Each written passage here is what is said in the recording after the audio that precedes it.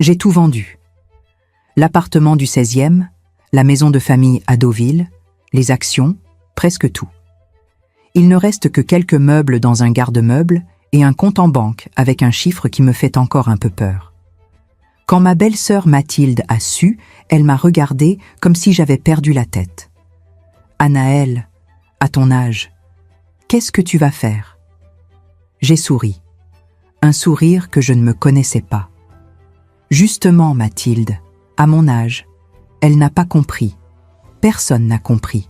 Damien non plus. Enfin, Damien ne sait pas encore. Pas vraiment. Il le découvrira. Ou peut-être qu'il a déjà découvert. C'est pour ça qu'il a appelé, je crois. Mais je commence mal. Laissez-moi reprendre. Mon nom est Anaëlle Castan. J'ai 65 ans. Je suis veuve depuis 2 ans et demi. Ou 2 ans et 4 mois? Non, 2 ans et demi, c'était en juillet. Mon mari s'appelait Philippe. Il est mort d'un infarctus pendant un dîner d'affaires. Très élégant, très Philippe, sans drame, sans adieu. Juste parti. Nous avons eu un fils, Damien. Il a 38 ans. Il travaille dans la finance, comme son père. Il a épousé Gaïa il y a 6 ans. Gaïa est architecte d'intérieur. Belle, ambitieuse, toujours parfaitement habillée. Le genre de femme qui commande du thé vert au restaurant et qui dit des choses comme « on optimise notre patrimoine ». Ils vivent à Paris, dans le Marais. Moi aussi, je vivais à Paris. Enfin, je vis toujours à Paris, mais pas dans l'appartement où j'ai passé 35 ans. Celui-là, je l'ai vendu. Je vis maintenant dans un 2 pièces que j'ai loué à Montmartre. Un endroit que Philippe aurait détesté. Trop de touristes, disait-il. Trop bruyant. Mais Philippe n'est plus là. Et moi, je ne sais plus très bien qui je suis sans lui. C'est ça le problème, ou la vérité. Pendant 40 ans, j'ai été Madame Castan, l'épouse de Philippe Castan, consultant international, membre de 3 conseils d'administration, invitée dans les dîners où les conversations tournent autour des marchés et des fusions-acquisitions. J'ai été celle qui souriait, celle qui recevait, celle qui disait toujours oui. Maintenant, je suis... Quoi?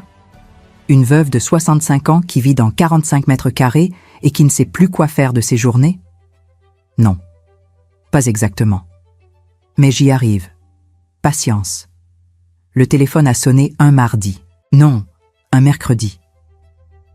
Oui, un mercredi matin, parce que j'étais en train de boire mon café devant la fenêtre. Je fais ça maintenant. Je bois mon café lentement, sans regarder l'heure, sans penser à ce que je dois faire ensuite.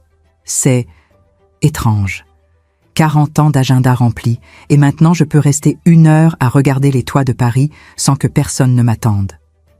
Maman, la voix de Damien, chaleureuse, presque trop. Mon chéri, quelle surprise. Ce n'était pas vraiment une surprise. Damien m'appelle 1 fois par semaine, le dimanche soir, exactement à 20h. Jamais en semaine, jamais le matin. On voulait te proposer quelque chose, avec Gaïa. On. Toujours on, maintenant. Jamais je.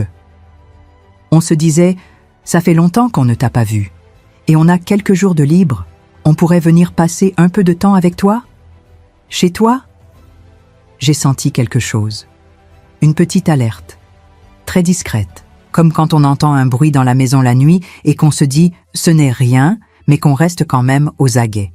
Chez moi?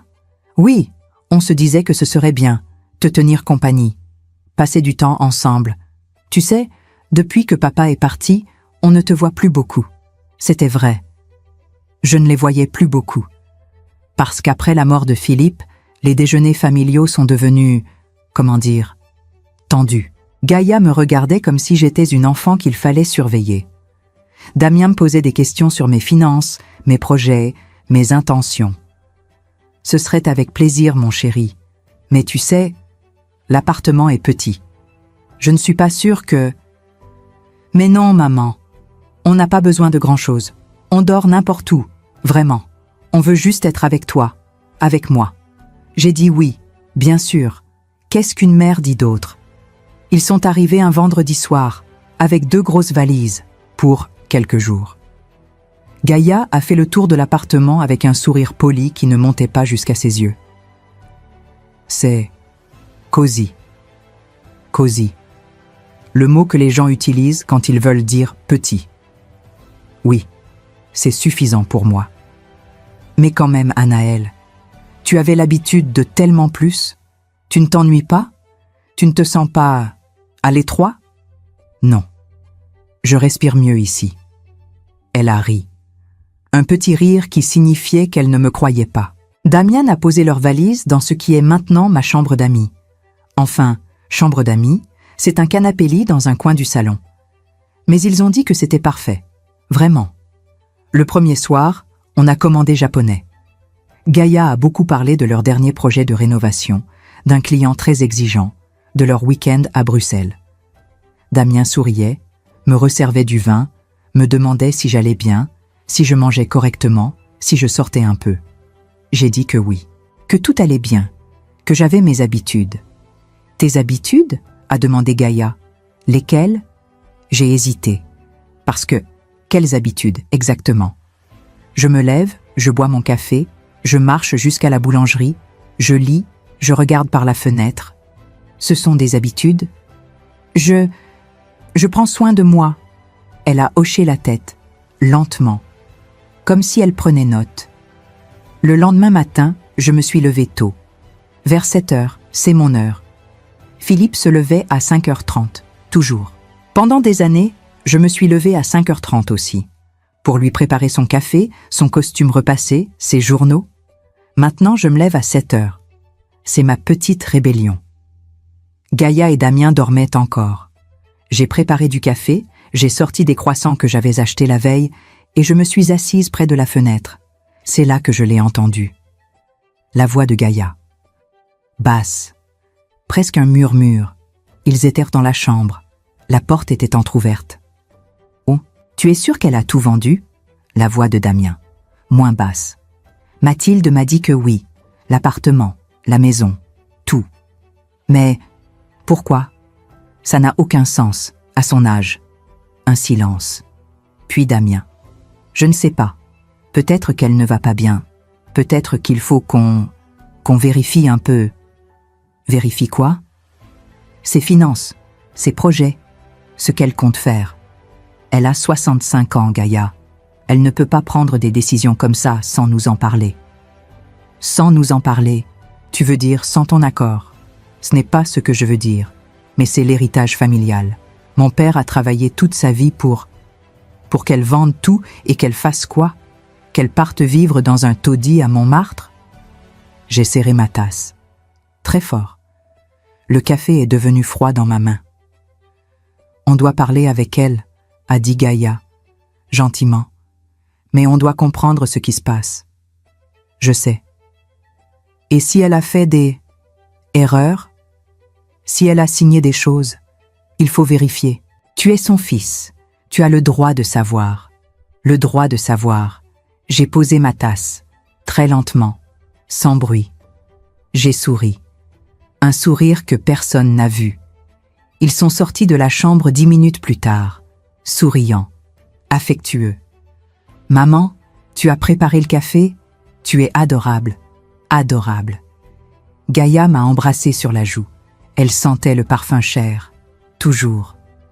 On a pensé qu'on pourrait passer la journée ensemble, faire des courses, peut-être, ou juste marcher, profiter, profiter. Avec plaisir, j'ai dit. Et j'ai souri, un vrai sourire. Parce que j'avais compris. Ils n'étaient pas venus pour me tenir compagnie. Ils étaient venus pour surveiller, pour vérifier, pour s'assurer que je n'étais pas en train de gaspiller ce qui leur revenait. Et moi, je venais de décider quelque chose. J'allais les laisser chercher. J'allais les laisser poser leurs questions, fouiller mes papiers, me traiter comme une vieille femme confuse qui ne sait plus ce qu'elle fait. Et puis, eh bien, on verrait. Je ne vais pas vous mentir. Ça fait mal. Savoir que votre fils vous voit comme ça, comme un problème à gérer, un patrimoine à protéger. Mais je crois que ça faisait mal depuis longtemps. Depuis des années, peut-être. Depuis que Damien est devenu exactement comme Philippe. les mêmes costumes, les mêmes mots, la même façon de me regarder comme si j'étais décorative. Pendant 40 ans, j'ai été décorative. Maintenant, je ne sais pas encore ce que je suis, mais je sais ce que je ne suis plus. Je ne suis plus celle qui dit oui. Je ne suis plus celle qui sourit en silence. Je ne suis plus celle qui attend qu'on lui donne la permission de vivre. Alors je les ai laissés rester. 3 jours, 4, 1 semaine. Et j'ai observé Gaïa qui rangeait mes papiers en les lisant. Damien qui posait des questions sur mon notaire, sur mes comptes, sur ce que j'avais prévu.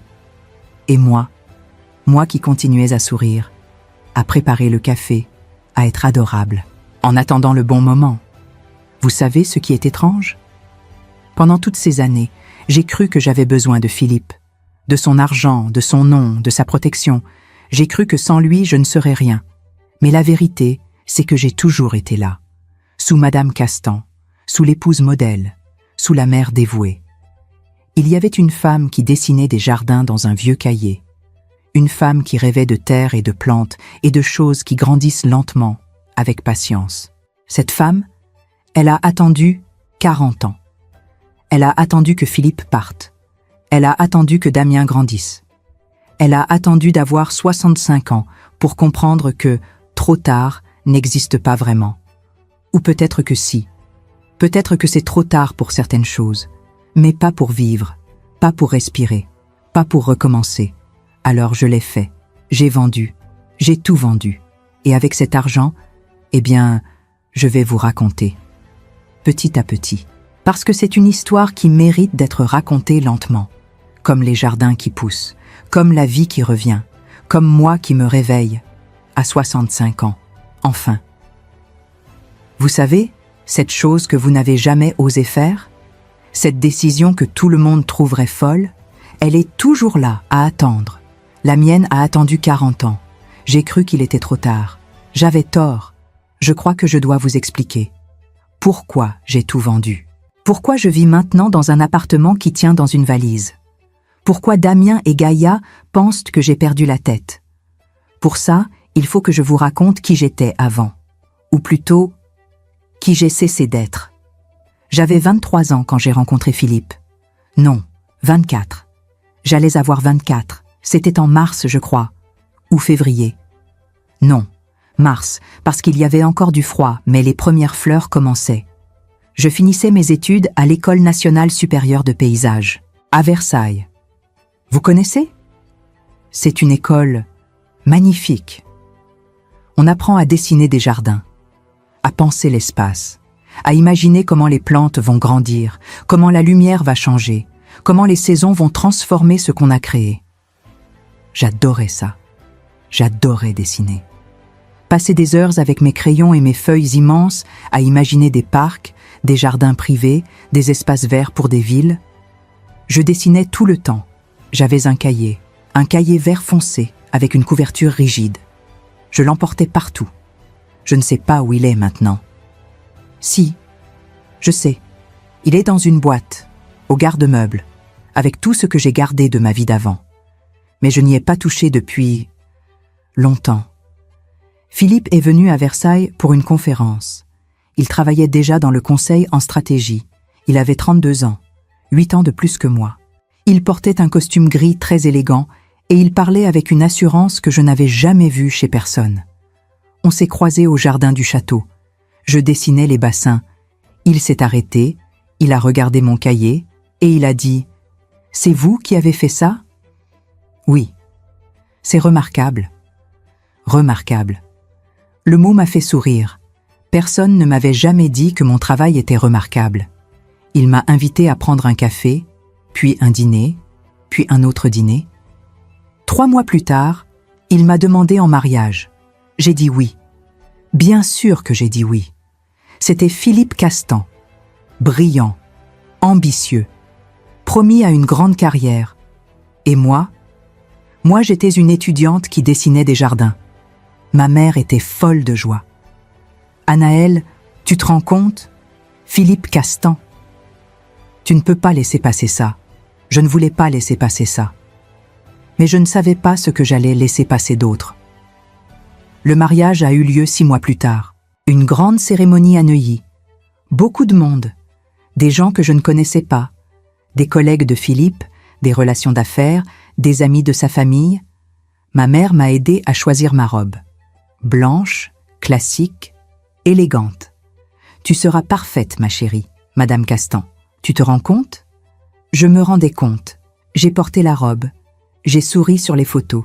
J'ai dit oui devant tout le monde. Et le soir, dans la voiture qui nous emmenait vers l'hôtel, Philippe m'a pris la main et m'a dit « Tu sais, Anaëlle, maintenant que nous sommes mariés, il faudra que tu arrêtes cette histoire de jardin. » J'ai cligné des yeux. « Arrêter? Oui, enfin, tu comprends. Mon travail demande beaucoup de déplacements, de réceptions. J'aurai besoin de toi, pour m'accompagner, pour recevoir, pour être là. Mais, mon diplôme, je vais finir dans 3 mois. 3 mois, c'est parfait. Tu finiras, tu auras ton diplôme, et après tu seras Madame Castan. Ce sera suffisant, non? Il souriait, un sourire doux, presque tendre. Et moi j'ai hoché la tête. Parce que c'était notre nuit de noces, parce que je venais de l'épouser, parce que ma mère aurait dit que j'étais folle de ne pas accepter. J'ai hoché la tête. J'ai dit oui. Encore une fois. J'ai fini mon diplôme. J'ai eu mon diplôme. Avec mention même. Mon professeur m'a dit « Anaëlle, tu as un vrai talent. Tu devrais postuler chez Desvignes. Ou chez Clément. Ils cherchent des jeunes paysagistes. » J'ai souri. « Merci, je vais réfléchir.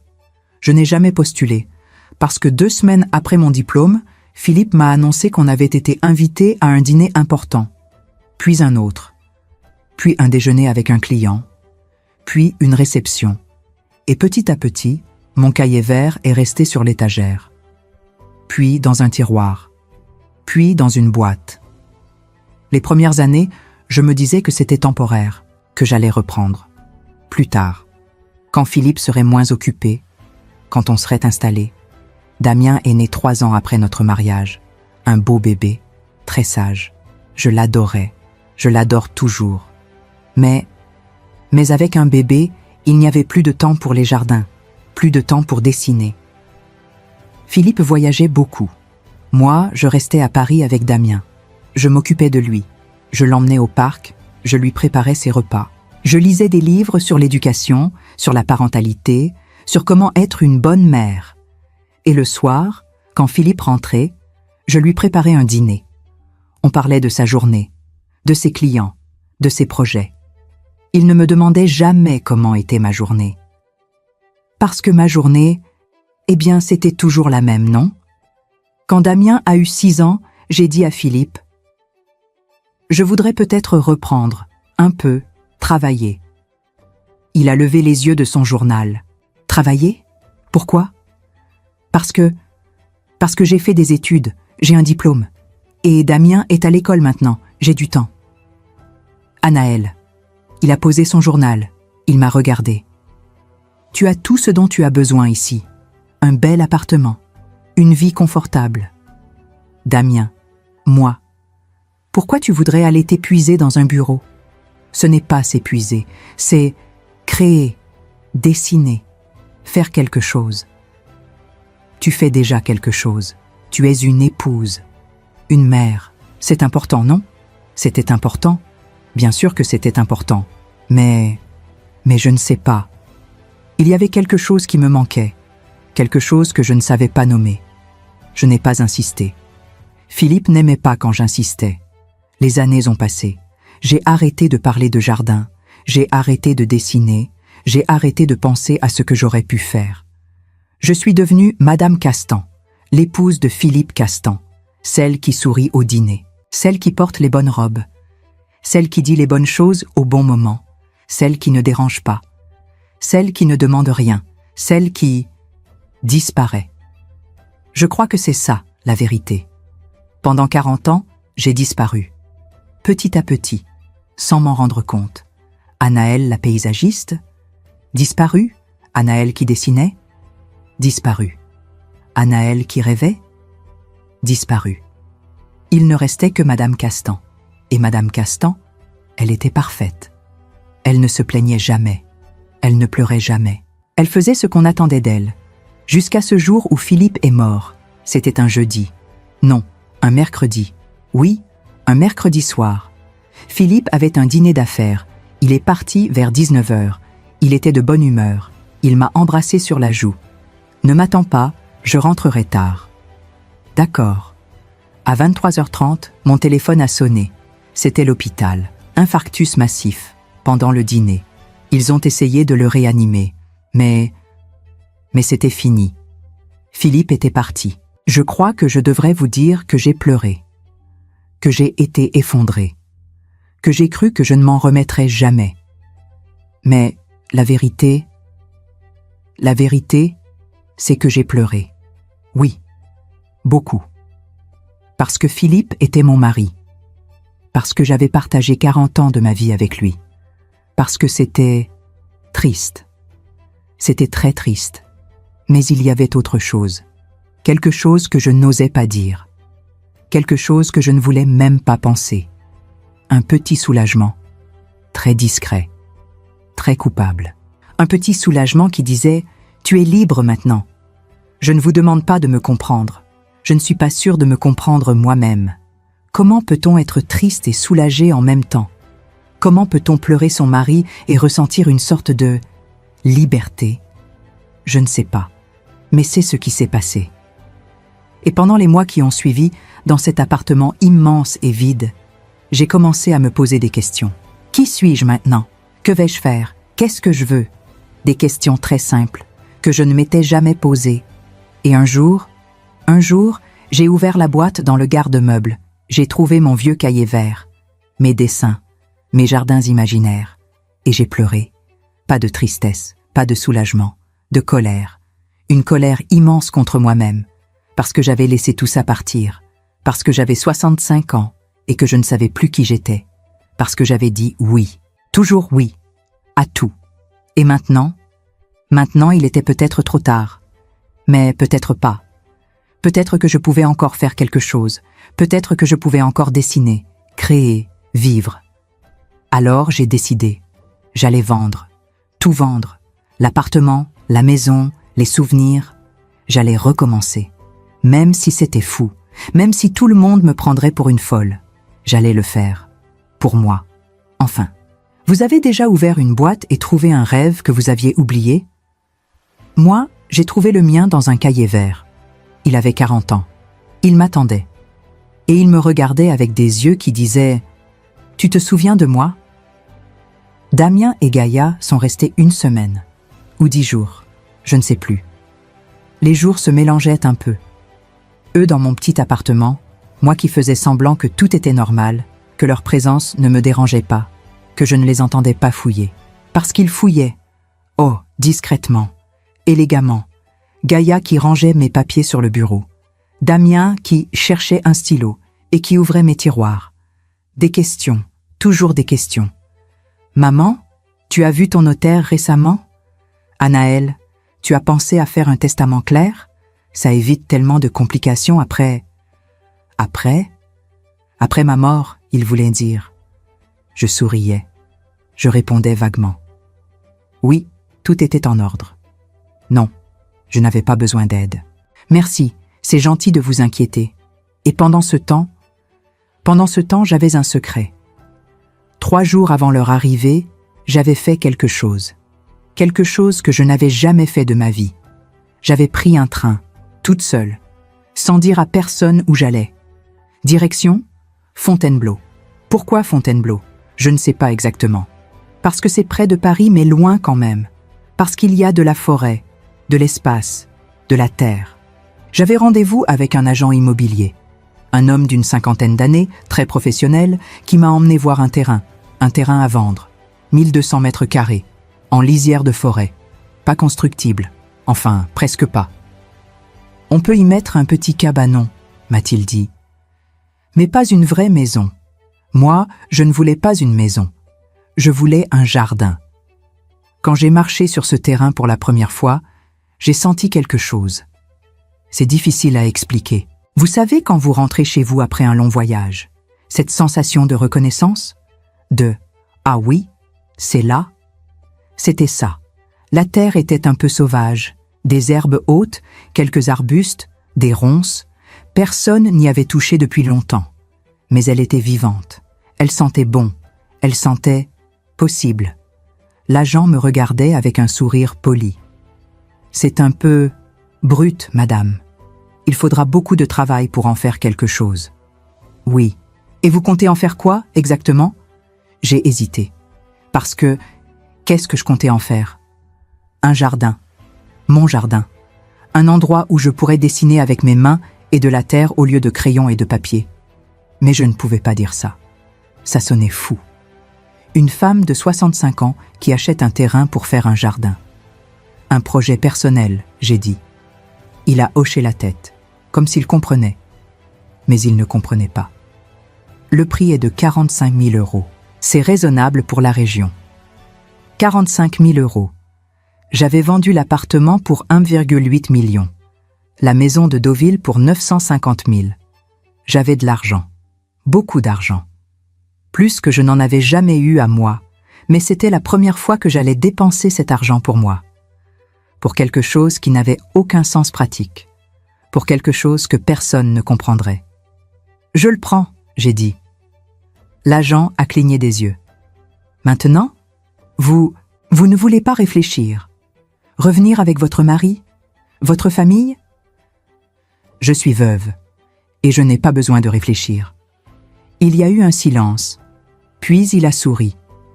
Différemment, avec une sorte de respect. Très bien, madame. Je prépare les papiers. J'ai signé les papiers 3 jours plus tard. Le matin même où Damien m'a appelé pour me dire qu'il voulait revenir passer quelques jours avec moi. Le terrain était à moi. 1200 mètres carrés de terre. De possibilités. De vie. Et personne ne le savait. Pendant que Damien et Gaïa étaient chez moi, j'y pensais tout le temps. À mon terrain. À ce que j'allais en faire. Comment j'allais commencer. Le soir, quand il dormait, je sortais mon vieux cahier vert. Je l'avais récupéré du garde-meuble. Je le cachais sous mon lit, comme une adolescente qui cache son journal intime, et je dessinais. Des esquisses, des idées, comment organiser l'espace, où planter quoi. Un petit potager ici, des arbres fruitiers là, une allée de rosiers, un coin sauvage qu'on ne touche pas. Je ne suis pas sûre de savoir encore dessiner correctement. Mes traits tremblaient un peu. Mes proportions n'étaient pas parfaites. Mais c'était moi, c'était ma main. Mes idées, mon rêve qui reprenait forme sur le papier. Et ça me faisait sourire. Un sourire que je cachais dans mon oreiller pour qu'il ne m'entende pas. Un matin, Gaïa est entrée dans ma chambre sans frapper. J'étais en train de ranger le cahier sous le lit, trop lentement. Elle l'a vu. Qu'est-ce que c'est? Mon cœur s'est arrêté. Rien, un vieux cahier. On dirait des dessins. Je peux voir? Non, j'ai dit ça trop fort, trop vite. Elle m'a regardé avec surprise. Pardon, Anaël. Je ne voulais pas... Non, pardon. C'est juste... C'est personnel. Elle a hoché la tête. Lentement. Avec cet air qu'elle a parfois. Cet air qui dit « Je prends note, je me souviendrai ». Tu dessines? Je ne savais pas. C'était un hobby. Avant. Avant Philippe? Oui. Elle a souri. Un sourire qui ne m'a pas plu. C'est bien, Anaël. C'est bien de retrouver ces vieux hobbies. Ça occupe. Ça occupe. Comme si j'étais une vieille dame qui avait besoin d'être occupée. Elle est sortie de la chambre. Et moi, je suis restée là, le cahier serré contre ma poitrine, le cœur qui battait trop fort. J'avais eu peur. Peur qu'elle voie. Peur qu'elle comprenne. Peur qu'elle demande plus. Mais en même temps, il y avait quelque chose d'autre. Une sorte de fierté. Parce que j'avais un secret. Un vrai secret. Quelque chose qui n'appartenait qu'à moi. Le terrain, les dessins, le projet. Eux, ils cherchaient à mon argent. Ils voulaient savoir ce que j'avais fait avec leur héritage. Mais ils ne savaient pas. Ils ne savaient pas que j'étais en train de construire quelque chose, que j'étais en train de devenir quelqu'un. Quelqu'un qui n'était plus juste Madame Castan. Le dernier soir avant leur départ, Damien m'a parlé. On était dans la cuisine. Gaïa était sous la douche. « Maman, il faut qu'on parle. » J'ai posé ma tasse de thé. « Oui, on s'inquiète pour toi. Tu vis toute seule dans cet appartement minuscule. Tu n'as plus tes amis, tu ne sors plus, Je vais bien, Damien. Mais tu as vendu tout ce que papa avait construit, sans nous en parler, sans... Ton père est mort. C'était mon argent, mon choix. » Il a cligné des yeux, comme si je venais de dire quelque chose de choquant. « Ton argent, oui, mais... Maman, à ton âge, tu ne peux pas prendre des décisions comme ça sans réfléchir. Et si tu avais besoin? Et si tu tombais malade? Et si je vivais ma vie ?» Le silence. Il m'a regardé, vraiment regardé, pour la première fois depuis longtemps. « Qu'est-ce qui t'arrive, maman ?» J'ai souri, un vrai sourire. « Je me réveille, mon chéri. C'est tout. » Ils sont partis le lendemain matin. Gaïa m'a embrassée. Damien aussi. Ils ont dit qu'ils reviendraient me voir bientôt, qu'ils voulaient garder un œil sur moi. Garder un œil. J'ai dit oui, bien sûr, avec plaisir. Et quand la porte s'est refermée, j'ai respiré. Profondément. Librement. J'ai attendu 10 minutes, pour être sûr qu'ils étaient vraiment partis. Puis j'ai sorti mon cahier vert, j'ai ouvert mon ordinateur, et j'ai commandé des outils de jardinage, des graines, des plants, tout ce dont j'aurais besoin pour commencer. Parce que maintenant, je n'attendais plus. Je n'attendais plus la permission. Je n'attendais plus le bon moment. Le bon moment, c'était maintenant, à 65 ans, avec mes mains qui tremblent un peu, avec mon dos qui se plaint parfois, avec ma vie qui recommence. Vous savez ce qui est étrange? Pendant des années, j'ai attendu que quelqu'un me dise « Vas-y, Anaël, fais-le ». Mais personne ne l'a jamais dit. Alors j'ai compris. Ce n'est pas eux qui devaient me donner la permission. C'était moi, à moi-même. La première fois que je suis allée sur mon terrain seul, j'ai pleuré. Je ne sais pas pourquoi. Enfin si, je sais. C'était trop d'émotions en même temps. La joie, la peur, l'excitation, le doute. J'étais debout au milieu de ces 1200 mètres carrés, avec mes outils neufs dans un sac, mon cahier vert sous le bras, et je me suis dit « Mon Dieu, Anaël, qu'est-ce que tu fais ?» Et puis je me suis agenouillée. J'ai touché la terre. Elle était froide, humide, pleine de petites pierres et de racines. Et c'était la chose la plus belle que j'avais touchée depuis longtemps. Les premiers jours, je ne savais pas par où commencer. J'avais mes dessins, mes plans. Mais sur le papier, tout semble simple. Dans la réalité, c'est différent. Il y avait tellement de ronces, partout. Et des souches d'arbres qu'on avait coupées il y a longtemps, mais dont les racines étaient encore là, enfoncées profondément. J'ai commencé par dégager un petit coin, 3 mètres carrés, peut-être 4, juste pour voir. J'avais acheté des gants, de bonnes chaussures, des outils dont je ne connaissais même pas le nom. Mais j'avais regardé des vidéos sur Internet, des tutoriels. Comment défricher un terrain? Comment préparer la terre pour planter? Les gens dans les vidéos rendaient ça si facile. Moi, j'ai mis 3 heures pour dégager ces quelques mètres carrés. Mon dos me faisait mal, mes mains aussi, même avec les gants. J'avais de la terre partout, dans mes cheveux, sur mon visage, sous mes ongles. Et j'étais heureuse. Non, pas heureuse. C'est un mot trop simple. J'étais vivante. Pour la première fois depuis combien de temps? Je ne sais pas. Peut-être 40 ans. Peut-être toujours. Le soir, je suis rentrée à Paris. Dans le train, les gens me regardaient. Une vieille femme couverte de terre, qui souriait toute seule. Je devais avoir l'air folle. Je m'en fichais. La deuxième fois, j'ai apporté des graines. Des tomates, des salades, des radis, des choses simples. Des choses qui poussent vite. J'ai tracé des lignes dans la terre, avec mes doigts, comme ça. Sans règles, sans rien. Juste au jugé. Philippe aurait dit que ce n'était pas sérieux, qu'il fallait mesurer, planifier, faire les choses correctement. Mais Philippe n'était pas là. Et moi je faisais comme je sentais. J'ai planté mes graines, une par une, doucement, en me parlant à moi-même. Voilà, tu vas là, toi, ici, Allez, grandissez, s'il vous plaît. Une femme de 65 ans qui parle à des graines. Vous trouvez ça ridicule? Moi aussi un peu. Mais c'était, comment dire, nécessaire. 3 semaines plus tard, j'ai vu les premières pousses. De toutes petites choses vertes, fragiles, presque invisibles. J'ai appelé ma voisine de palier, Madame Lefort. Une femme d'une 60aine d'années qui jardine sur son balcon. « Ah, Madame Lefort, elles ont poussé !» Elle m'a regardée avec un sourire amusé. « Bien sûr qu'elles ont poussé, c'est ce que font les plantes. »« Oui, mais je pensais que j'allais tout rater, que j'allais les tuer. » Vous savez, Anaël, les plantes ne demandent pas grand-chose. De l'eau, du soleil, un peu d'attention, le reste, elles le font toutes seules. J'ai hoché la tête. Un peu d'attention. C'était ça. C'était exactement ça.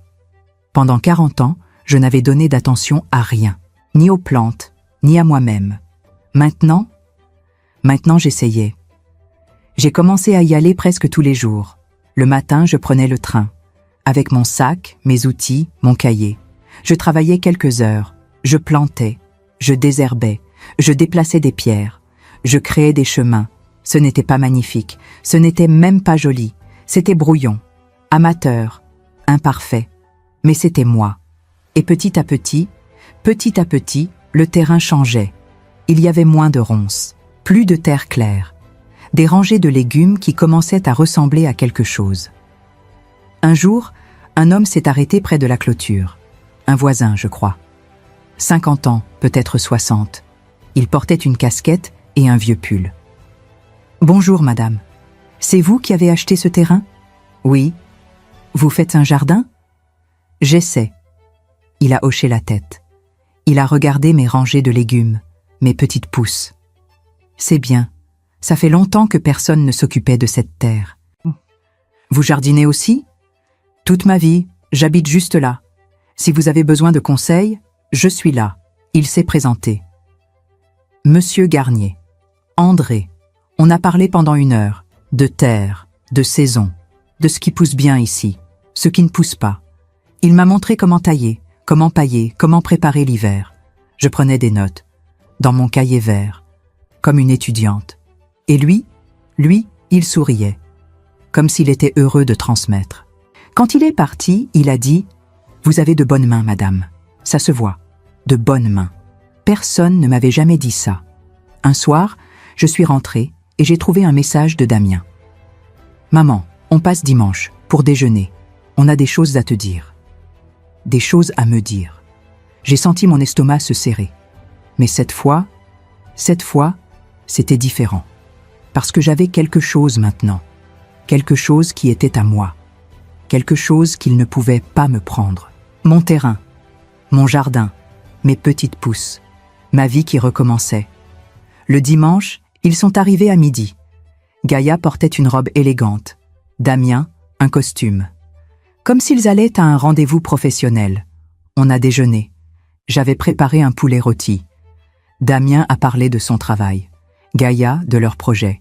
Puis, au dessert, Damien a posé ses mains sur la table. « Maman, on a réfléchi, avec Gaïa. »« Oui, on pense que tu devrais venir habiter avec nous. Dans le Marais, on a de la place. Tu aurais ta chambre. On s'occuperait de toi. » Silence. Je les ai regardés. Damien qui souriait. Gaïa qui hochait la tête. Ils pensaient que c'était une bonne idée, une belle proposition. Ils pensaient que j'allais dire oui. « Non, j'ai dit. » Damien a cligné des yeux. « Non, non. Merci, c'est gentil, mais non. Maman, tu ne peux pas rester ici, dans cet appartement minuscule, toute seule, à ton âge, à mon âge. » J'ai souri. « À mon âge, Damien, j'ai enfin appris à dire non. » Il a ouvert la bouche. L'a refermée. Gaïa a pris le relais. « Anaël, on s'inquiète. Vraiment. Tu vis seule, tu n'as pas de projet, J'ai un projet. » Les mots sont sortis tout seuls. Je n'avais pas prévu de le dire. Pas maintenant. Pas à eux. Mais c'était sorti. « Un projet ?» a demandé Damien. J'ai hésité. Puis j'ai décidé. Tant pis. Ils allaient en savoir de toute façon. J'ai acheté un terrain, à Fontainebleau. Je fais un jardin. Silence. Un long silence. Puis Damien a ri, un petit rire nerveux. Un jardin? Maman, tu as acheté un terrain? Oui. Avec quel argent? Avec mon argent. Mais c'est absurde. Tu as 65 ans. Tu ne peux pas faire un jardin. J'ai posé ma tasse de café. Calmement. Pourquoi? Parce que c'est du travail physique, c'est fatigant, c'est ma vie, ma décision, mon projet. Gaïa m'a regardé, et pour la première fois j'ai vu quelque chose dans ses yeux. Pas de la pitié, pas de l'inquiétude, de la colère. Anaël, tu ne peux pas faire ça. Dépenser ton argent comme ça, c'est irresponsable, irresponsable. J'ai souri. Peut-être, mais c'est mon argent, mon terrain, mon irresponsabilité. Ils sont partis 1 heure plus tard, sans finir le café, sans m'embrasser. Et moi, je suis restée à ma fenêtre, avec mon cahier vert, et mes mains qui sentaient encore la terre. Vous savez ce qui est drôle? Pendant des années, j'ai cru que dire non allait me faire perdre tout le monde. Mais quand j'ai enfin dit non, j'ai découvert que je me retrouvais, moi, et ça valait tous les oui du monde. Damien ne m'a pas appelé pendant 2 semaines. 2 semaines de silence, pas de message, pas de « Comment vas-tu, maman ?» Rien. Au début, j'ai eu peur, cette peur ancienne, celle qui dit « Tu as fait quelque chose de mal, tu dois t'excuser. » Mais je n'ai pas appelé, parce que je n'avais rien fait de mal. J'avais juste dit non. C'est Mathilde qui a appelé la première, ma belle-sœur, la sœur de Philippe, une femme qui a toujours su exactement ce qu'il fallait faire, comment il fallait vivre, ce qui était convenable. Anaël, Mathilde, bonjour. Je viens d'apprendre. Pour le terrain. Bien sûr. Damien lui avait dit. Oui. Anaël, je ne comprends pas. Qu'est-ce que tu fais? Un jardin. Un jardin. Elle a répété le mot comme si c'était une maladie. Oui. À ton âge, après tout ce que Philippe a fait pour toi, tu dépenses son argent pour... Pourquoi? Pour jouer dans la terre? Son argent. J'ai fermé les yeux. C'est mon argent, Mathilde. Philippe est mort. C'est à moi maintenant. Mais c'est l'héritage familial. Damien aura ce qui reste, s'il reste quelque chose. Mais pour l'instant, c'est ma vie, mes décisions. Silence. Puis, d'une voix plus froide, « Tu sais ce que les gens disent? Que tu as perdu la tête, que tu as besoin d'aide, que quelqu'un devrait intervenir. Intervenir. Qui dit ça? Tout le monde, Anaël, les amis de Philippe, nos connaissances. Ils s'inquiètent, ils s'inquiètent. Non, ils jugent, c'est différent. Eh bien, tu peux leur dire que je vais très bien. Merci. J'ai raccroché. Mes mains tremblaient. Le lendemain, j'ai reçu un message de Françoise Marchand. Une amie, enfin, était-ce vraiment une amie?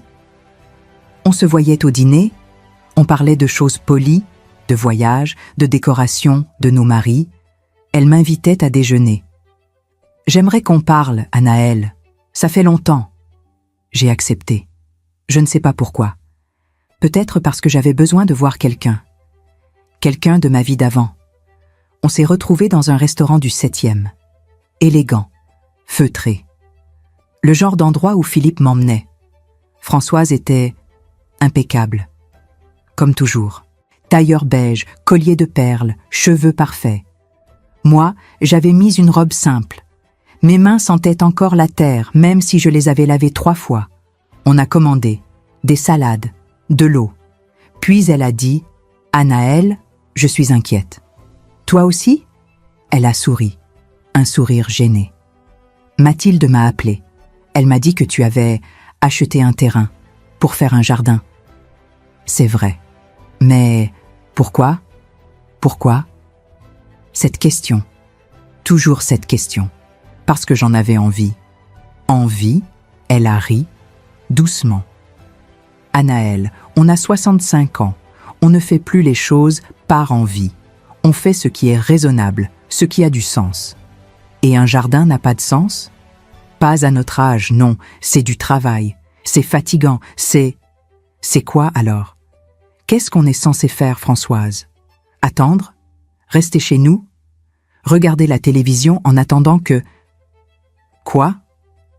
Elle a baissé les yeux. Je ne dis pas ça. Mais tu as vendu tout ce que Philippe avait construit. Tu vis dans un petit appartement. Tu te salis les mains dans la terre. Ce n'est pas toi. Ce n'est pas toi. J'ai posé ma fourchette. Comment tu sais ce qui est moi, Françoise? Parce que je te connais depuis 30 ans. Non, tu connais Madame Castan, l'épouse de Philippe, celle qui souriait au dîner. Mais moi, Anaël, tu ne me connais pas. Parce que moi non plus, je ne me connaissais pas. Elle m'a regardé, longuement. Puis elle a dit, très doucement, « Tu me fais peur, Anaël. » Peur? Oui. Parce que si toi tu peux tout changer comme ça, à 65 ans, qu'est-ce que ça dit de nous? De moi? De toutes ces années où on a fait ce qu'on devait faire? J'ai compris. Ce n'était pas moi qui lui faisais peur. C'était le miroir que je lui tendais. Je suis rentrée chez moi en métro. J'ai pleuré. Discrètement, derrière mes lunettes de soleil, parce que c'était dur, plus dur que je ne pensais. Perdre Damien, perdre Mathilde, perdre Françoise, perdre tous ces gens qui étaient ma vie. Mais étaient-ils vraiment ma vie? Ou juste les accessoires de la vie de Philippe? Le soir, je suis allée sur mon balcon. Madame Lefort, ma voisine, arrosait ses plantes. « Bonsoir, Anaël. Ça va? » « Oui. » Enfin, non. Pas vraiment. Elle a posé son arrosoir. Elle m'a regardée avec cette bonté simple qu'elle a. Qu'est-ce qui se passe? Mon fils, ma belle-sœur, mes amis, ils pensent tous que je suis folle, que je devrais arrêter, que je fais une erreur. Et vous pensez quoi? J'ai hésité. Je ne sais pas. Peut-être qu'ils ont raison. Peut-être que je suis folle. Une femme de 65 ans qui achète un terrain pour faire un jardin. Et alors? C'est ridicule, non? Elle a souri. Vous savez ce qui est ridicule, Anaël? Vivre 40 ans pour les autres et puis arrêter de vivre parce qu'on pense qu'il est trop tard. Ça, c'est ridicule. Elle a repris son arrosoir. Moi, j'ai commencé le tango à 58 ans. Tout le monde m'a dit que j'étais folle, que j'allais me casser quelque chose, que c'était pour les jeunes. Et j'ai 62 ans, je danse toujours, et je suis heureuse. Elle m'a fait un clin d'œil. Faites votre jardin, Anaël, et emmerdez les autres. J'ai ri. Pour la première fois de la journée. Cette nuit-là, je n'ai pas dormi. Je pensais à Damien qui ne m'appelait plus, à Mathilde qui me jugeait, à Françoise qui avait peur, à tous ces gens qui voulaient que je reste à ma place, la place de la veuve, de la mère, de Madame Castan. Mais cette place, elle ne m'allait plus. Elle ne m'avait peut-être jamais allé. Et maintenant j'avais deux choix. Revenir en arrière, m'excuser, vendre le terrain, redevenir celle qu'il voulait que je sois. Ou continuer même si c'était dur, même si j'étais seule, même si tout le monde pensait que j'avais perdu la tête. Le lendemain matin, je me suis levée à 6 heures. J'ai préparé mon sac, mes outils, mon cahier vert, une bouteille d'eau, un sandwich. Et je suis partie à Fontainebleau, parce que j'avais choisi. Je n'allais pas revenir en arrière, j'allais continuer, même si ça faisait mal, même si j'avais peur, même si je me sentais seule. J'allais continuer. Parce que pour la première fois de ma vie, j'étais vivante. Et je ne voulais plus mourir debout. Sur le terrain, Monsieur Garnier était déjà là. Il taillait ses rosiers. « Bonjour, Anaël. »« Bonjour, André. Vous avez l'air fatigué. »« Oui, un peu. » Il a hoché la tête, sans poser de questions. C'est ce que j'aimais chez lui. Il ne jugeait pas. Il jardait juste là. « Vous savez ce qui est bien avec les jardins ?» Il a dit. « Non, quoi ?» Il ne demande pas d'explication. Vous plantez, Vous arrosez. Vous attendez. Et il pousse. Peu importe ce que les gens pensent. J'ai souri. Merci André. De rien. Et on a jardiné, côte à côte, en silence. Dans ce silence qui n'a pas besoin de mots. Vous savez ce qui est étrange? On passe notre vie à avoir peur de perdre les gens. Mais parfois, les gens qui partent ne sont pas ceux qu'on croyait. Et ceux qui restent sont ceux qu'on n'attendait pas. Comme un voisin de terrain qui taille ses rosiers et qui vous apprend que le silence peut être une forme de soutien. Ça a commencé un jeudi, ou un vendredi. Je ne sais plus. Les jours se ressemblaient tellement. J'étais sur mon terrain, seul, comme d'habitude. Il pleuvait, pas beaucoup. Une petite pluie fine, froide.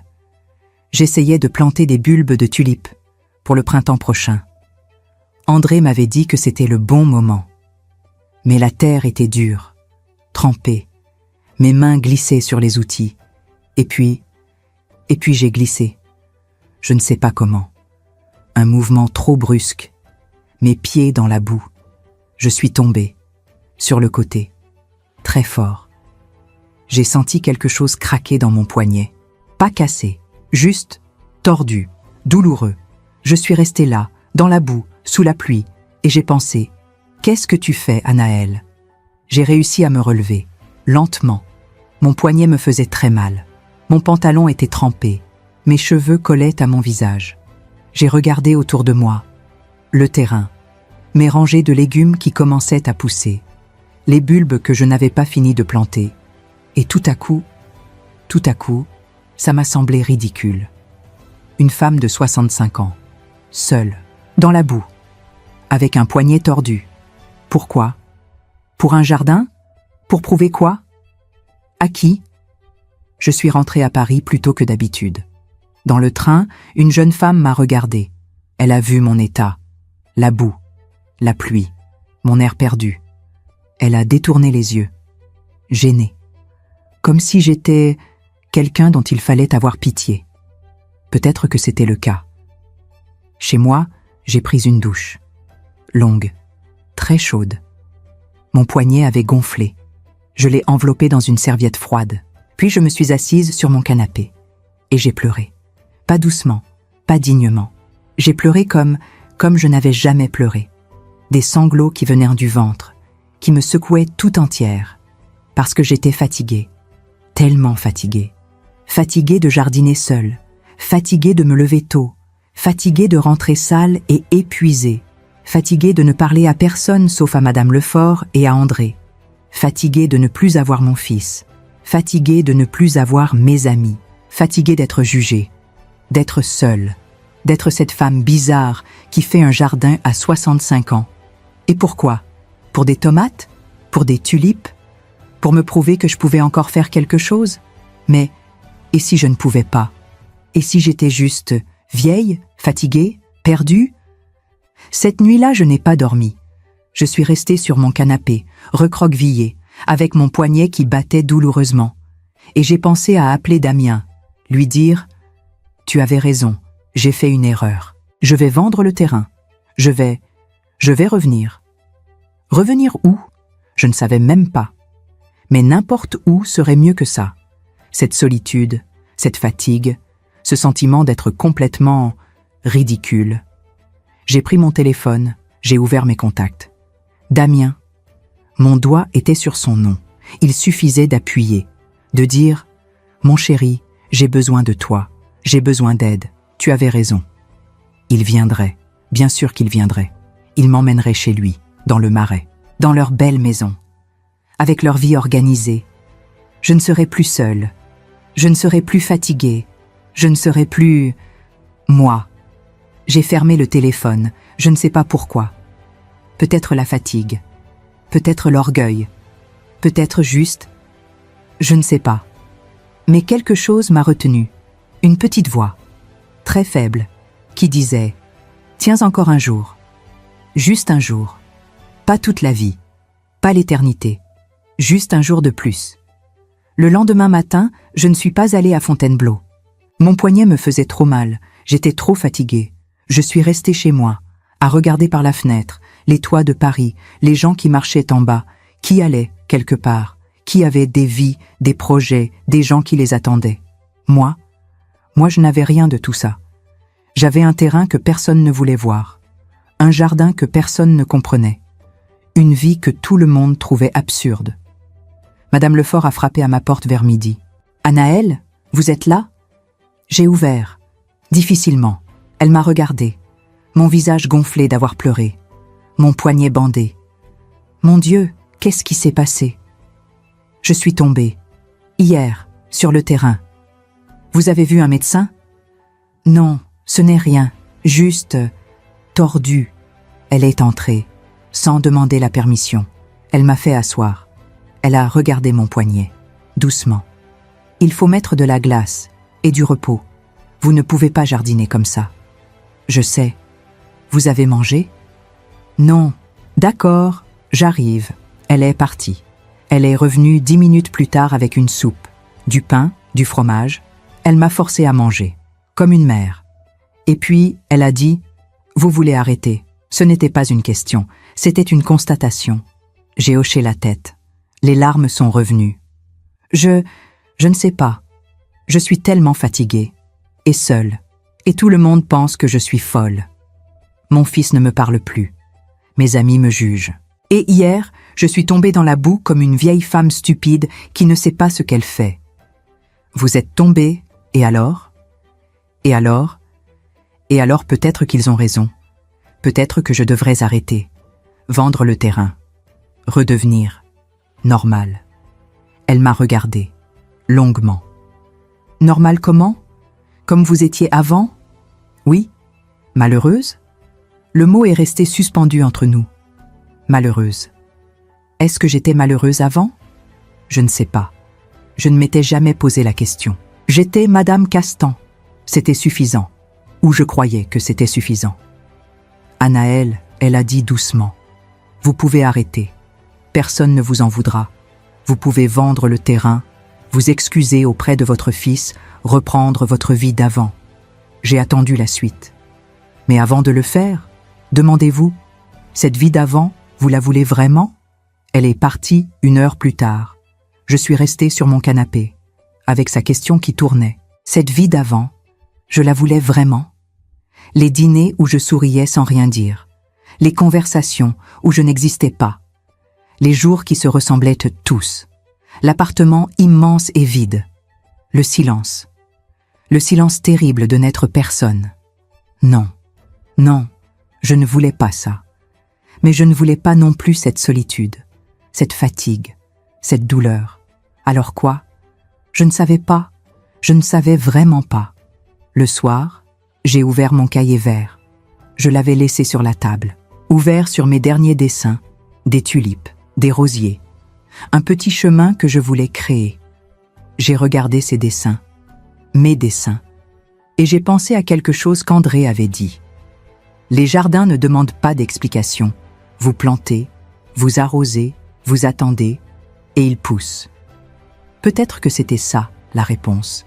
Ne pas tout comprendre, ne pas tout justifier, juste continuer. Même quand c'est dur, même quand on tombe, même quand on est seul, continuer. Cette nuit-là, j'ai dormi un peu. Pas beaucoup, mais un peu. Et le lendemain matin,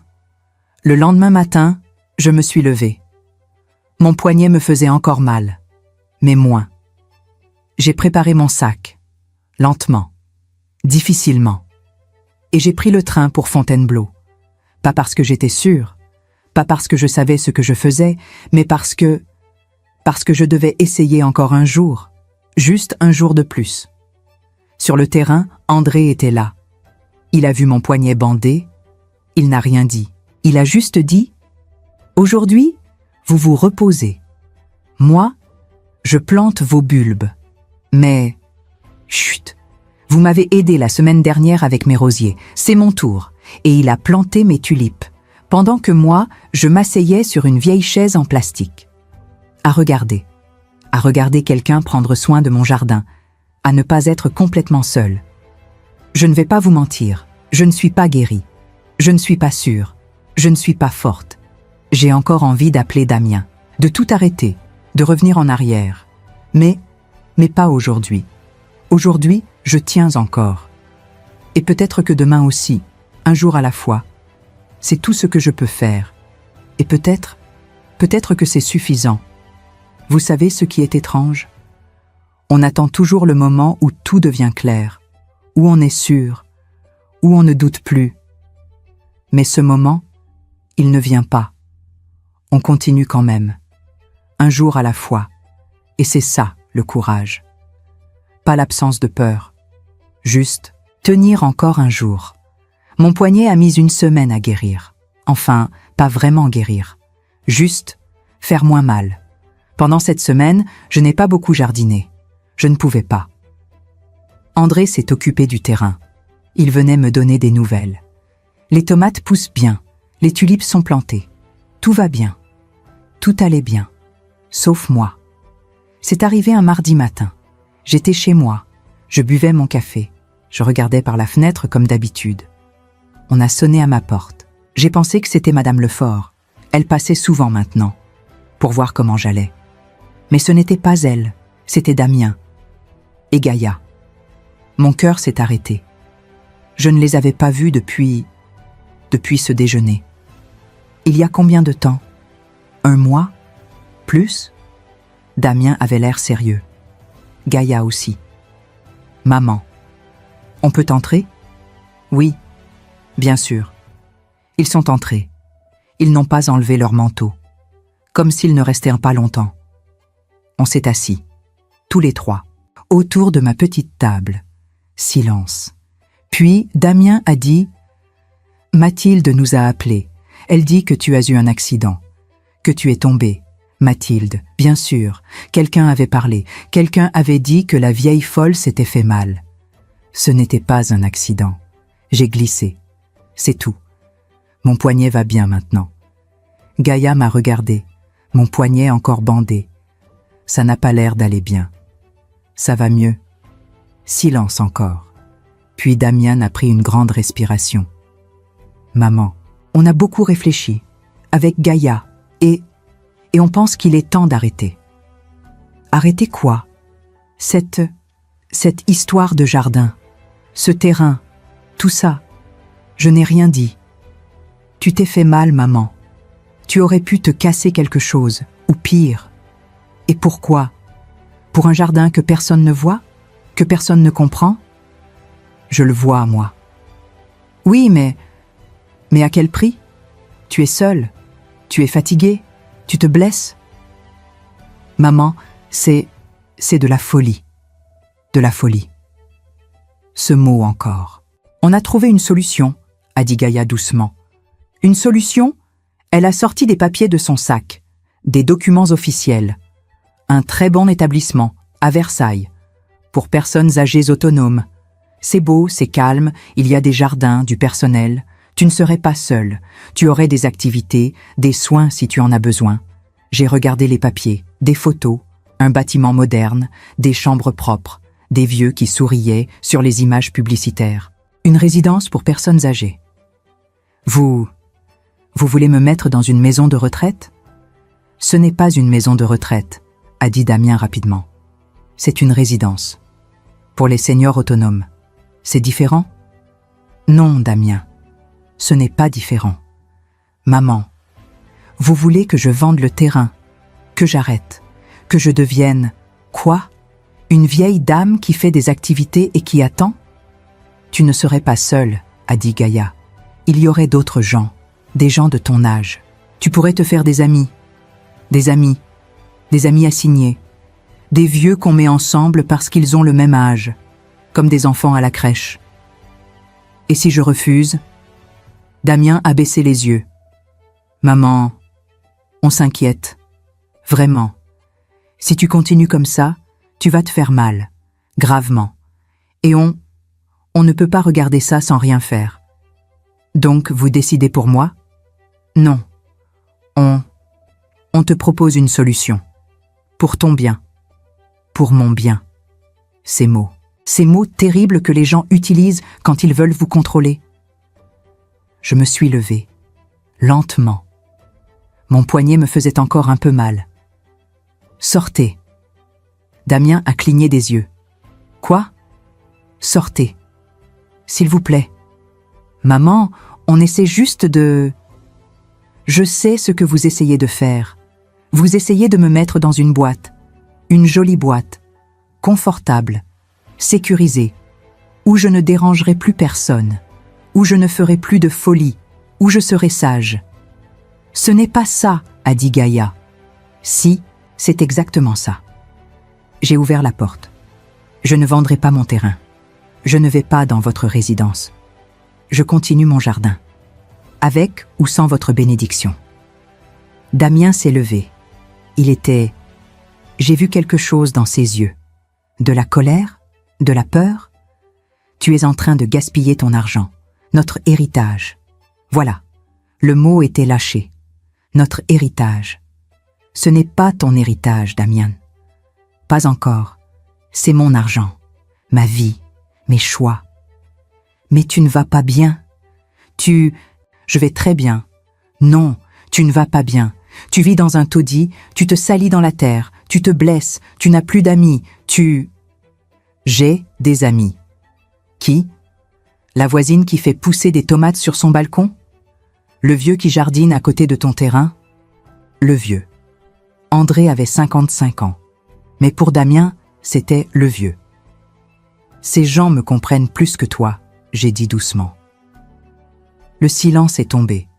Damien m'a regardé, vraiment regardé. Et j'ai vu qu'il ne me connaissait pas. Mon fils, mon propre fils. Il ne savait pas qui j'étais. Il n'avait jamais su. Pour lui, j'étais Madame Castan, l'épouse de son père.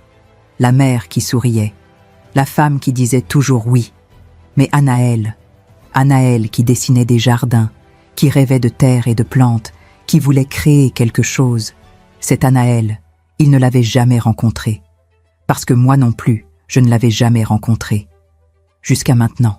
Si tu continues, a dit Damien d'une voix froide, on devra prendre des mesures. Des mesures? On peut demander une évaluation. Médicale. Si on prouve que tu n'es pas en capacité de gérer tes affaires. J'ai senti quelque chose se briser en moi. Mon fils, mon propre fils. Il me menaçait. Gaïa a posé sa main sur son bras. Damien, on n'en est pas là. Mais il a continué. Je dis juste, si tu refuses de t'arrêter, on n'aura pas le choix. C'est pour ton bien. Pour mon bien, je les ai regardés et j'ai compris que si je reculais maintenant, c'était fini. Si je disais oui, si j'acceptais leur solution, je ne reviendrais plus jamais. Je serais cette vieille dame dans la résidence, qui fait des activités, qui attend, qui disparaît doucement, et mon jardin mourrait. Et Anaël disparaîtrait encore une fois, pour toujours cette fois. Allez-y, j'ai dit calmement. Damien a cligné des yeux. Quoi? Faites votre évaluation médicale. Demandez à un médecin si je suis folle, si je ne suis pas en capacité de gérer mes affaires. Allez-y. Maman, mais sachez une chose, si vous faites ça, si vous essayez de me contrôler comme ça, vous n'êtes plus mon fils. Le silence. Un silence terrible.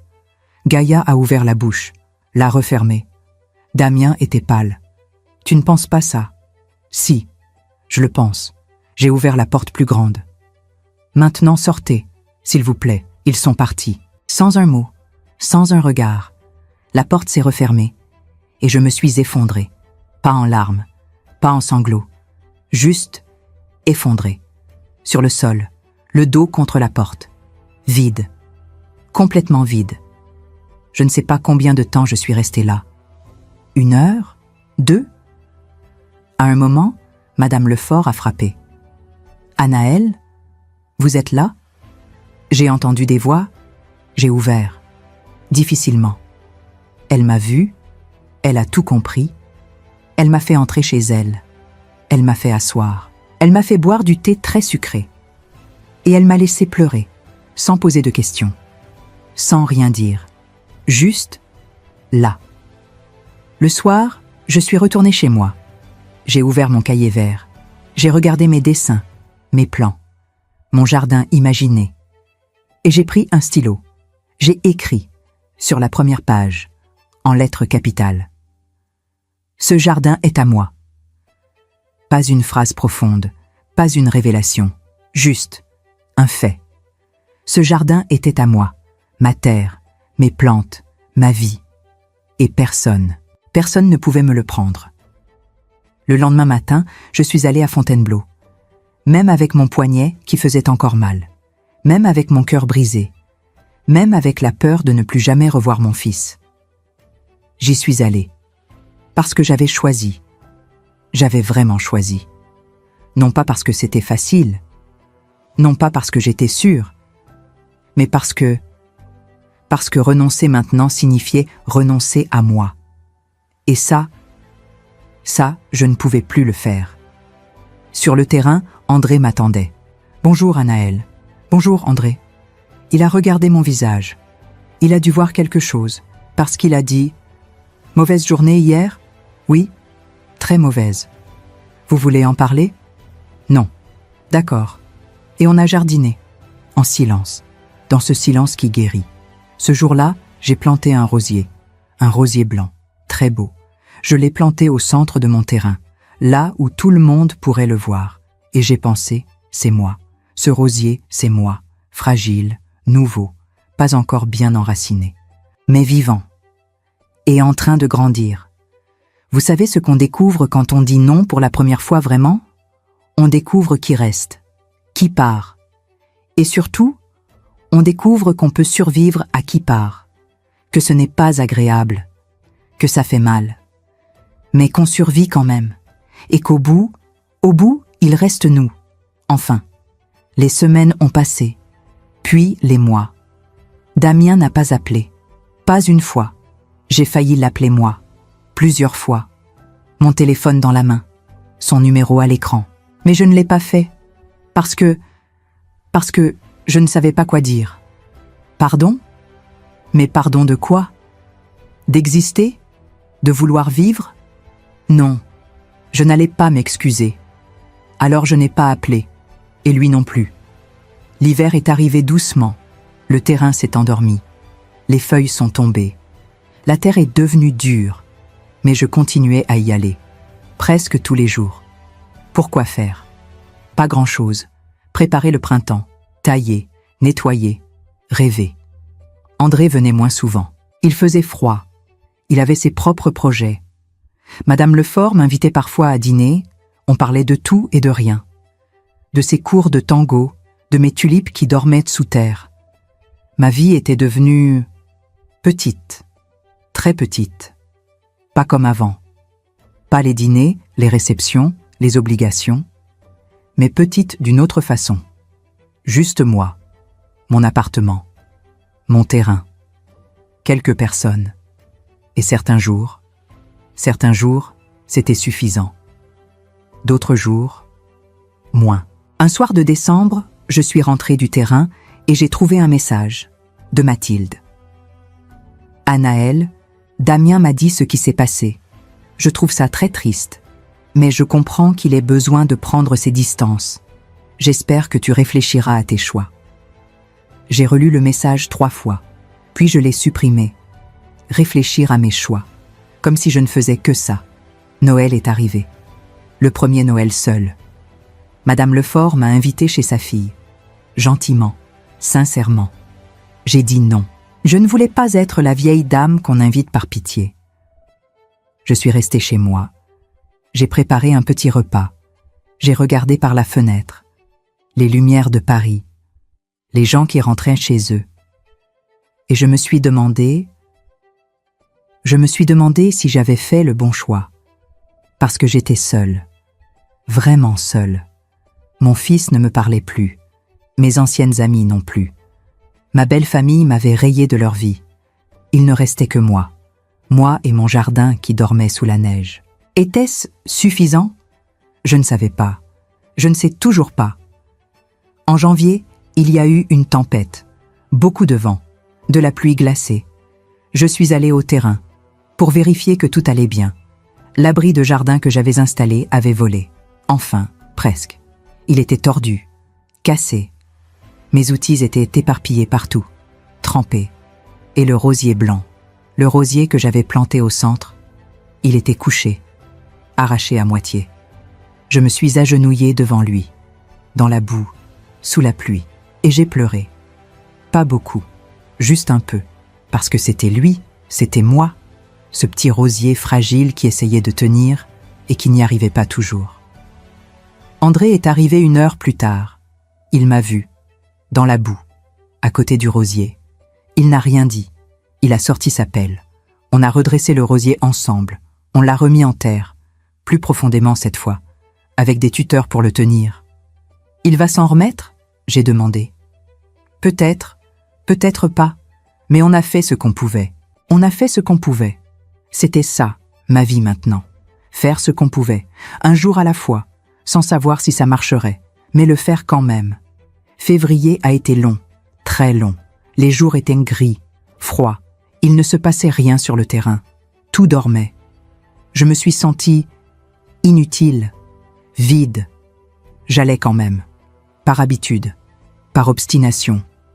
Mais certains jours, je me demandais pourquoi. Pourquoi je m'accrochais à ce terrain, à ce jardin qui n'était encore rien, à cette vie qui ne ressemblait à rien. Et puis, Mars est arrivé. Et avec Mars, les premières pousses. Des petites choses vertes, timides, qui sortèrent de terre, les tulipes, mes tulipes que j'avais plantées, que André avait plantées. Elles étaient là, vivantes. Je me suis assise par terre, au milieu de mes rangées de bulbes, et j'ai souri. Un vrai sourire. Parce que quelque chose poussait. Quelque chose que j'avais créé, que j'avais voulu, que j'avais attendu. Et c'était là, petit, fragile, imparfait, mais là. Avril est arrivé avec le soleil, le terrain s'est réveillé, les tulipes ont fleuri, rouges, jaunes, blanches, pas parfaitement alignées, pas comme dans un magazine, mais belles quand même. Le rosier blanc a survécu, il avait des bourgeons, petits, verts. Les tomates que j'avais plantées en godet ont commencé à grandir. Et moi j'étais là, tous les jours, avec mes mains dans la terre. Mon dos me faisait mal, mes genoux aussi. Je n'étais plus jeune. Je ne l'avais jamais été d'ailleurs. Mais j'étais vivante. Et c'était, comment dire, suffisant. Non, pas suffisant. C'est un mot trop simple. C'était réel. Pour la première fois depuis longtemps, ma vie était réelle. Un samedi, une femme s'est arrêtée près de mon terrain. La quarantaine peut-être, avec 2 enfants, des petits, 5 et 7 ans à peu près. « Bonjour madame, c'est joli ici. »« Merci. »« Vous vendez vos légumes ? Plus tard ? » ?»« Non. Enfin, je n'y avais pas pensé. »« Vous devriez. Il y a beaucoup de gens qui cherchent des légumes locaux. Moi, je serais intéressée. » Elle m'a donné son numéro, son nom. Émilie. Si jamais vous avez trop de tomates cet été, appelez-moi. Trop de tomates. J'ai ri, parce que je n'avais jamais pensé que j'aurais trop de quelque chose. J'avais toujours pensé que je n'aurais jamais assez. Mai est arrivé, chaud, lumineux. Le jardin explosait, pas de manière contrôlée, pas comme je l'avais dessiné. Il y avait des herbes folles partout, des fleurs qui poussaient où elles voulaient, des légumes qui débordèrent de leurs rangées. C'était chaotique, imparfait, magnifique. André m'a dit un jour, « Vous savez, Anaëlle, un jardin, ce n'est jamais ce qu'on imagine. C'est toujours autre chose. Mieux ou moins bien? Différent. Juste différent. Différent. Ma vie était différente de ce que j'avais imaginé. Moins confortable, moins sécurisée, plus solitaire, mais plus vrai, plus moi. Un soir, j'ai ouvert mon cahier vert. Il était rempli maintenant, de dessins, de notes, de plans qui n'avaient même pas marché, de changements, de nouvelles idées. Et sur la première page, en lettres capitales, « Ce jardin est à moi ». C'était toujours vrai. Ce jardin était à moi. Cette vie était à moi. Pas parfaite, pas comme dans les livres, pas comme je l'avais rêvé, mais mienne. Je ne vais pas vous mentir. Il y a des jours où je pense à Damien, où je me demande comment il va, s'il pense à moi, s'il me pardonnera un jour. Il y a des soirs où je me sens seule, vraiment seule, où je me demande si ça valait le coup. Il y a des moments où je voudrais appeler quelqu'un, n'importe qui, juste pour entendre une voix qui me connaît. Mais il y a aussi autre chose. Les matins où je me réveille et où j'ai envie de me lever. Les après-midi sur le terrain où je perds la notion du temps. Les tulipes qui fleurissent, les tomates qui rougissent, le rosier qui tient, les conversations avec André, les dîners avec Madame Lefort, le sourire d'Émilie et ses enfants qui viennent voir le jardin de la dame. C'est petit, c'est imparfait, c'est ma vie. Et pour la première fois, je ne veux pas échanger cette vie contre une autre, même pas contre celle d'avant, surtout pas contre celle d'avant. Vous savez ce qu'on découvre à 65 ans?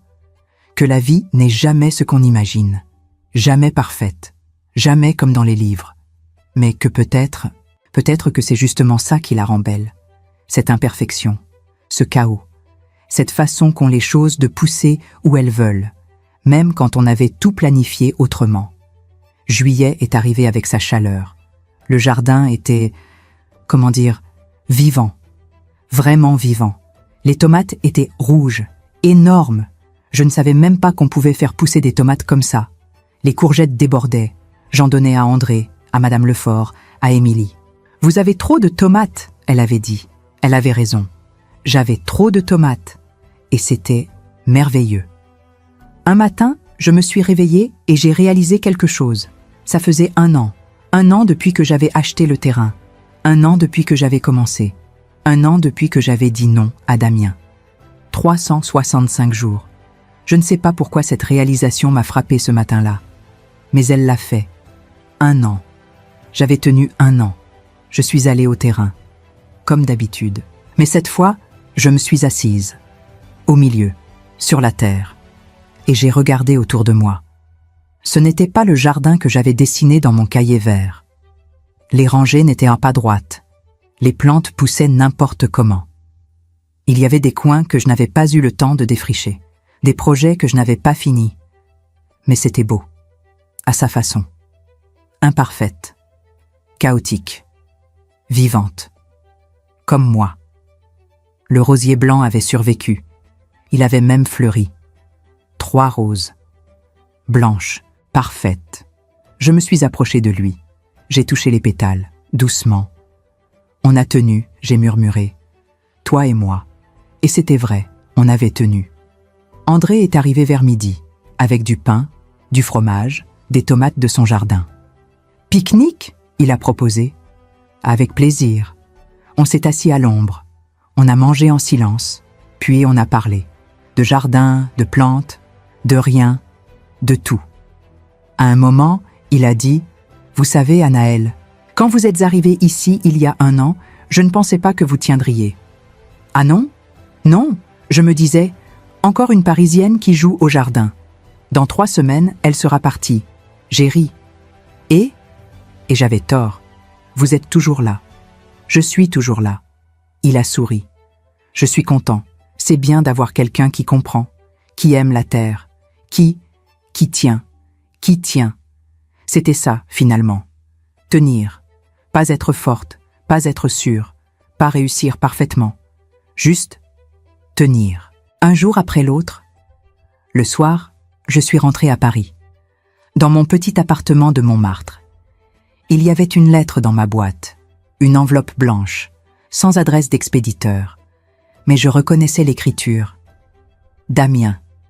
Mon cœur s'est arrêté. J'ai ouvert l'enveloppe, les mains tremblantes. À l'intérieur, une carte, simple. Maman, je ne suis pas prêt à te parler. Pas encore. Peut-être bientôt. Peut-être jamais. Je ne sais pas. Mais Mathilde m'a montré des photos. De ton terrain. Elle est passée par là par hasard. Tes tomates ont l'air bien. Damien. Tes tomates ont l'air bien. J'ai relu ces mots 10 fois. Tes tomates ont l'air bien. Ce n'était pas pardon. Ce n'était pas je comprends. Ce n'était pas reviens. Mais c'était quelque chose. Une petite porte, entr'ouverte. Peut-être, Ou peut-être pas. Mais quelque chose quand même. Cette nuit-là, j'ai ouvert mon cahier vert, le premier. Celui que j'avais retrouvé dans la boîte au garde-meubles, mes vieux dessins. De quand j'avais 24 ans, avant Philippe, avant Damien, avant de disparaître. Je les ai regardés, ces jardins imaginaires, ces rêves d'une jeune femme qui voulait créer. Et j'ai pleuré. Pas de tristesse, pas de regret exactement, mais de perte, de temps perdu, de 40 ans où j'aurais pu faire ça, où j'aurais pu être moi. 40 ans. C'est beaucoup, c'est énorme. Je ne peux pas prétendre que ce n'est rien. Je ne peux pas dire ce n'est pas grave. C'est grave. J'ai perdu 40 ans de ma vie à être quelqu'un d'autre. Mais j'ai encore maintenant.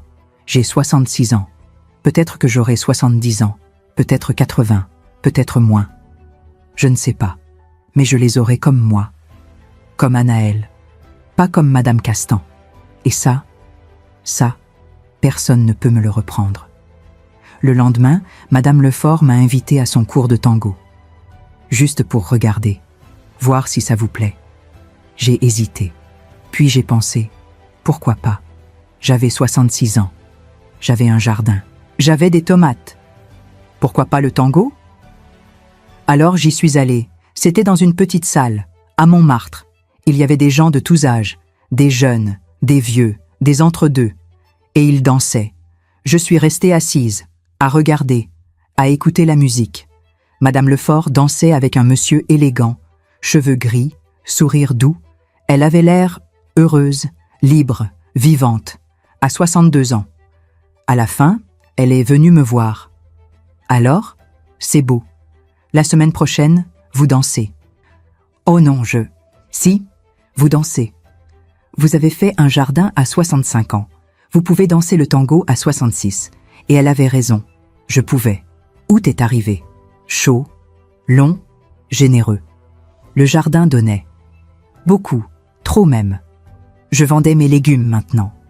Pas beaucoup, juste un petit stand, le samedi, à Fontainebleau. Les gens venaient. Ils achetèrent mes tomates, mes courgettes, mes herbes. Ils me posaient des questions. Comment je faisais? Quel était mon secret? Je n'avais pas de secret.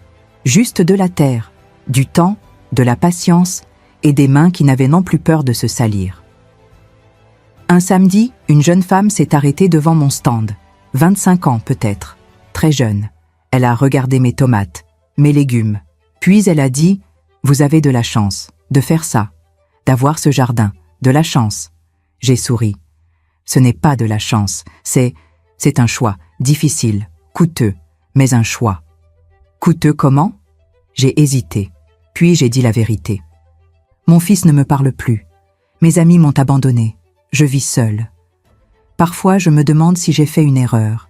Elle m'a regardée, surprise de mon honnêteté. Et vous avez fait une erreur? Je ne sais pas. Peut-être. Peut-être pas. Mais au moins maintenant, je vis. Vraiment. Pour moi. Elle a hoché la tête. Lentement. Merci, elle a dit. Et elle a acheté mes tomates. Septembre est arrivé. Les feuilles commençaient à changer. Le jardin ralentissait. Naturellement, c'était la fin de la saison. Bientôt, il dormirait.